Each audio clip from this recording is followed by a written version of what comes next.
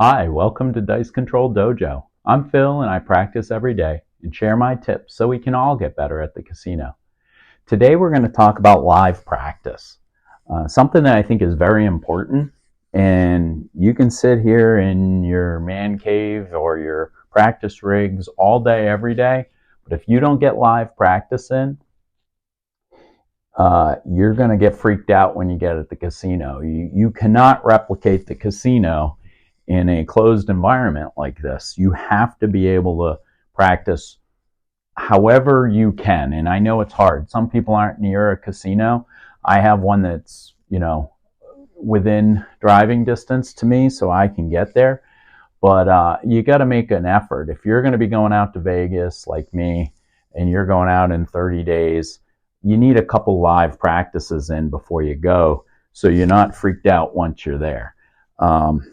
I've been there enough that I'm settled down, but I still like to have some live practice in, getting it with people around, getting used to dealers again, and making sure that when I'm throwing, I know what I'm doing. So we're going to go over live practice. At my casino, they have rules that they don't allow you to just sit there. They'll pass the dice on if you don't make a bet. So there's a couple tricks that I do. One, in my casino that's local, well, there's a few around, they have free bets that they give you every month. So I kind of plan on going in, cashing in that $10, $15, $25 free bet. And then if it's coming around and they're going to be a bugger about it, I'll put the free bet down on the person before me so that I have a bet down before I go. That's just what I do. Sometimes, as with I'm a one-on-one on live practice and I'm by myself, I'm usually in and out really quick. I have a goal. If I'm playing live and I'm going to play for money, I have a goal on how much money I'm going to put in, how much to win and get out, how much to lose and get out.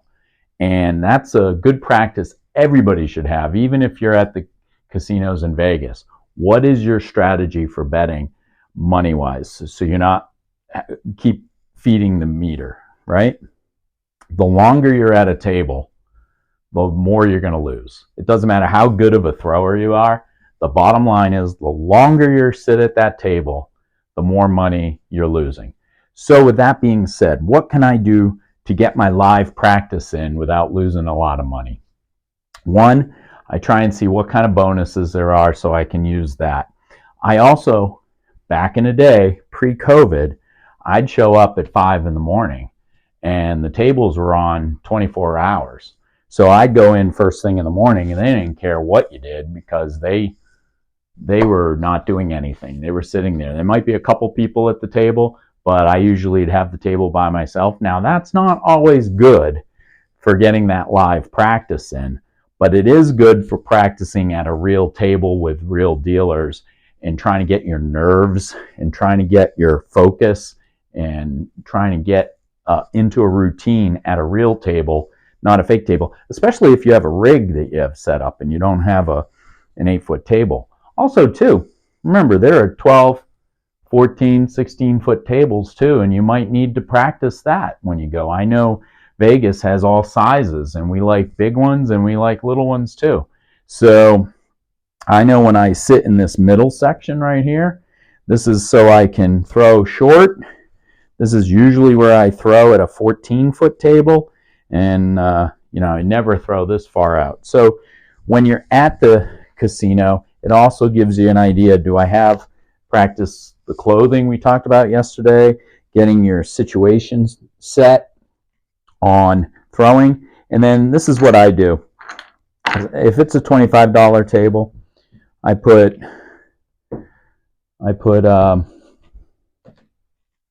25, 25 on pass line, don't pass line, and I put $1 on the 12. That's just so I don't lose my $25 if I throw a 12. So with that kind of bet going on, that way it allots me time to be able to practice my throw live and get my bearings in on what I'm going to do.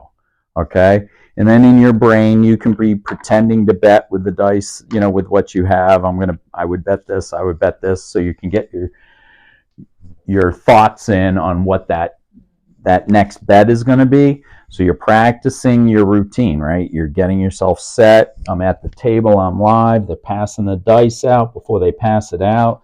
That was a 10. So the point is 10, and you still have your bets here.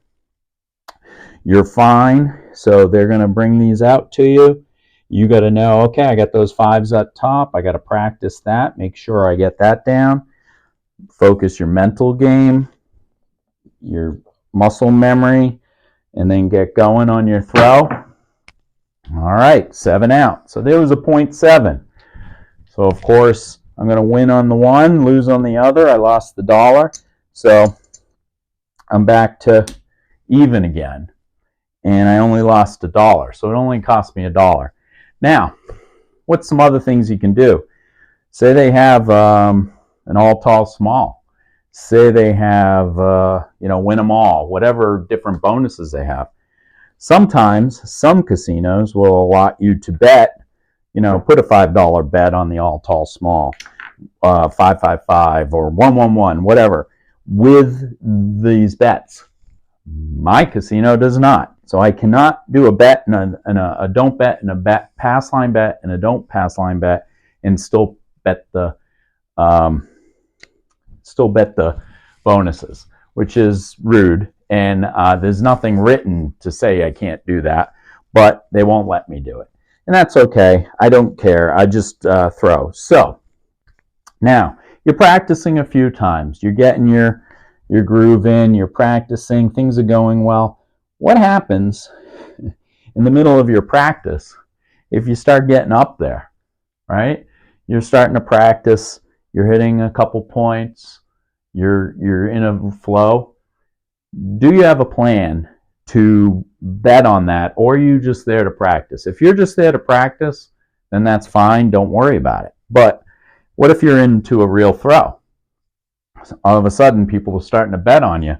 You're 10 or 12 throws in. You're doing well. You found your zone. Maybe you found a dead zone. Maybe you're in a rhythm that feels good. Make sure before you walk in there on your practice that you have a plan for that. It could be, all right, I'm just gonna, whatever your bet is, maybe it's, all right, well, I said if I get to 10, I'm going to bet a 6-8, and like I said, we don't talk betting strategies here, but I'm just saying what I want you to do is be prepared for all occasions. If you're rolling for a while, you would kick yourself if now you're into a 18 throw and you're still doing a line and a pass line bet. You got to have a plan on what that looks like.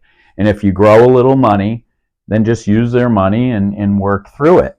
So make sure you have your plan on what you're going to do. Now, if you're just going in, you're going to throw, and they're going to, pay you and not pay you for this, and it's costing you $1, that's fine. Then make sure that's fine. But if all of a sudden, what is that number that you want to have that all of a sudden I need to bet some money on so that you're not missing out on a monster throw because you only brought $50 with you so you can bet a couple times. So always have that plan going in. So when you get into the casino, you have to make sure hey, today I'm going in just for practicing. If I get to 10 and I'm still throwing, I'm going to do this, this, and this. Maybe a come bet, maybe a 6-8, whatever it is. Make sure you use your bonuses. Make sure you use any kind of stuff the casino's giving you at that time so that you can make sure you explore any option that you have, and you have an option when you're throwing if it all of a sudden becomes a good throw. So I hope this helped. Just reviewing. Practicing at the casino. You can do it with any kind of, if it's a 15 minimum or a 10 minimum, which I don't see anymore, or you put 25, 25. $1 on the 12 to protect your 25, and then throw and just keep going. Make sure you get a sense of how you're doing. Keep track of it. We'll talk about what that looks like in the future on keeping track of your throws. And remember that live practice is beneficial to being able to go to Vegas. You can't just throw here for 90 days and think you're going to go there and light up the world. You need a little practice before you go. So have a plan for that too. So join me tomorrow where we're going to talk about table positioning. How do you get to where you want it to be? What does that look like? And hopefully, as always, you know that the best betting strategy that I talk about is throwing for a long, long time.